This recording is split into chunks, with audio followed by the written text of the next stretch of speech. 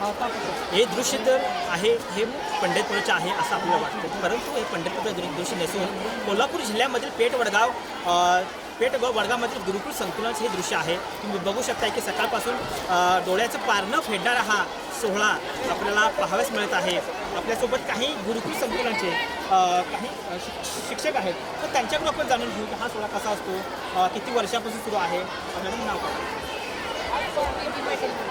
किती वर्षापासून हा सोहळा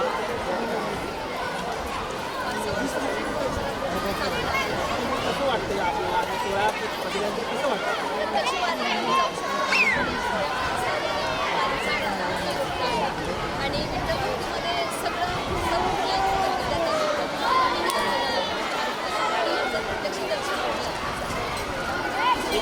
आपलं जे ताण भूक हरपून सर्वच भाविक जसं पंढरपुरामध्ये विठ्ठलाच्या भक्तीमध्ये तल्लीन होतात, असेच सर्व शिक्षक विद्यार्थी या विठ्ठलाच्या भक्तीमध्ये तल्लीन झालेले आहेत।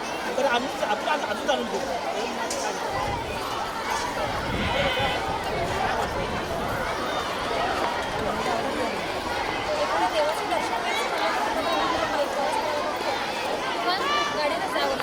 प्रत्यक्ष आमची ती पंढरी म्हणजे आमची गुरुकुल पंढरी आणि इथलं शिक्षण आणि इथले विद्यार्थी म्हणजे आमच्यासाठी विठ्ठल रुक्माई आहे आणि विठ्ठल भक्तांच्या मनात मत जागवत आणि आनंद अतिशय आनंद देणारा मला मन पुरवत होता जो रिंगण जेव्हा पार करणार आहे त्या संदर्भात जसं पंढरीला जाताना जागोजागी भक्त मंडळी असतात आणि आपले जे काही दृश्य आहे ते आपल्याला दाखवतात, त्या ठिकाणी आपल्याला जे काही अश्व होते त्या अश्वाचा असेल देखावा किंवा बैलगाडीचा देखावा असेल ते पूर्ण जसं पंढरपुरामध्ये घडले त्याच पद्धतीने या ठिकाणी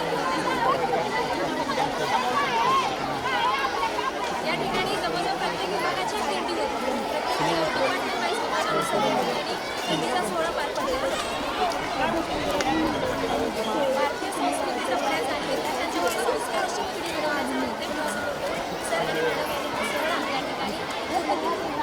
सर्व विज्ञान युगामध्ये भारतीय संस्कृती कुठे लोक चालत आहेत याचं एक ज्वलंत उदाहरण या ठिकाणी आपण ह्या गुरुकुल संकुलामध्ये आपण घेतलेलं आहे की संस्कृती आपली विद्यार्थ्यांनी जोपावी हा त्यांचा दृष्टिकोन आहे। आणि जो आपण जाणून घेऊ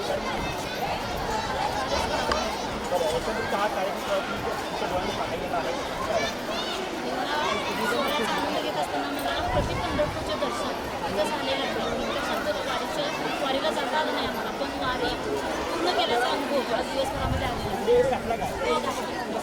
खूप छान वाटतं आणि आम्ही पूर्णपणे तल्लीन होऊन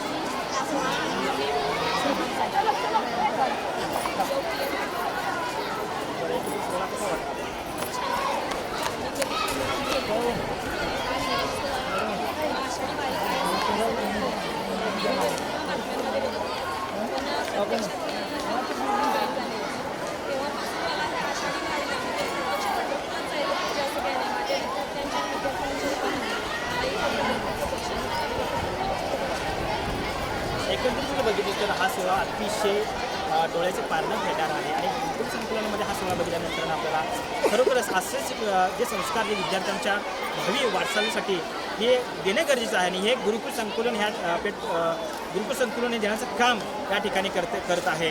कोल्हापूर तारणीसाठी कोल्हापूर धन्यवाद।